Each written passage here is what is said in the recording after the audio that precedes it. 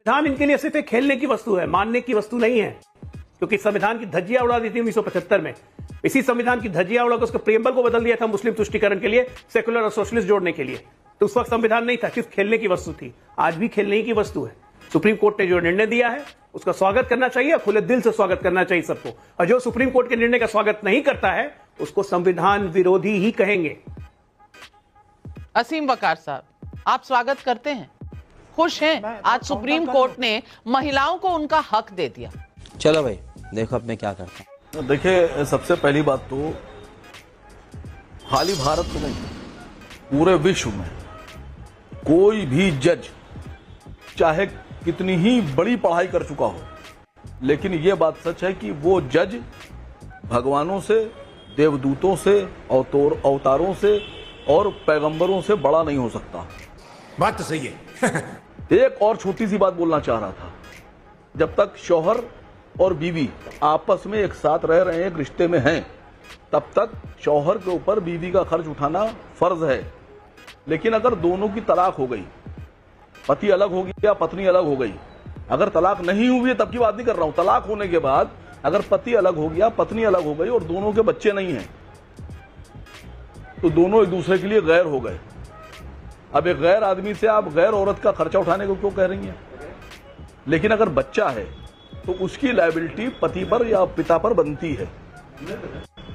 इस बात की गहराई को समझिए। तीसरी सबसे बड़ी बात कि हमारे देश में आप यहां बहुत बहस कर रही हैं, क्या सारी जितनी औरतें हैं सब मुसलमानों में ही आप उनको, या ईसाइयों में जो औरतें हैं या सरदारों में औरतें, इनको ही आप सारा इंसाफ दीजिएगा? हमारे देश में एक बहुत बड़े नेता देश के, उनसे कभी सवाल किया कि कभी खर्चा दिया आपने?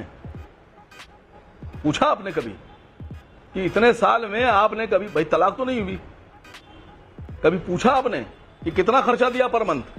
ज्यादा से ज्यादा ये मेरा क्या कर लेंगे भाई? नहीं बताइए क्या कर लेंगे? देश जानना चाहता। मैं तो जज साहब से रिक्वेस्ट करूंगा कि सुयो मोटो लें और सवाल पूछें और देश को बताएं। आलोक रंजन जी बैठे हुए हैं, महिलाओं का हक जहां भी होगा वहां मैं तो उनके सपोर्ट में रहूंगी। लेकिन ये मामला तो कोर्ट में है। शाहबानो तो कोर्ट गई थी, कोर्ट जब गई थी कोर्ट ने उसे जो रिलीफ दिया उसके साथ क्या हुआ, इस पर आपकी चुप्पी है। आप जजेस की तुलना कर रहे हैं अवतारों से, पैगंबरों से, लेकिन आज के मुद्दे पर आपसे जवाब देते नहीं बन रहा। आप मुझे समझा रहे हैं कि तलाक के बाद कैसे आदमी और मर्द जो हैं वो गैर हो जाते हैं। गर्म पानी ठंडी दाल पर अगर तलाक होता है तो क्या ये सही है? क्या ये प्रथा सही है? क्या ये प्रिंसिपल सही है? ऐसा मत करो मेरी जान। नहीं, पहले तो आप सवालात सही कीजिए। आपने कहा कि संविधान से तलाक नहीं होता, संविधान से शादी नहीं होती। ये संविधान आया कितने दिन पहले? 1951 में। पहले संविधान था ही नहीं, तो क्या शादियां लोग नहीं करते या तलाकें नहीं होती? अभी पूरा पढ़ा कीजिए, बोलने से पहले सोचा कीजिए, उसके बाद बोला कीजिए। सोच समझ कर बोल रही हूँ। 1947 में देश आजाद हुआ, जब से, और जिम्मेदारी से बोल रही हूँ। अब देश चलेगा तो संविधान से ही चलेगा, ये किसी धर्म से नहीं चलेगा।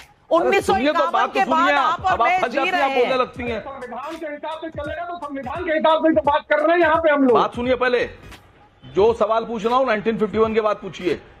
1951 के पहले आप कोई सवाल नहीं खड़ा कर सकती। तो मैं 1951 के आज की बात कर रही हूं। जा तो आप रहे हैं 1951 बना 1444 साल पहले। सुनिए, अरे सुनिए मैडम, हमारे क्या तो 1444 साल पहले इस्लाम में मुसलमानों की औरतों को हक दिया गया।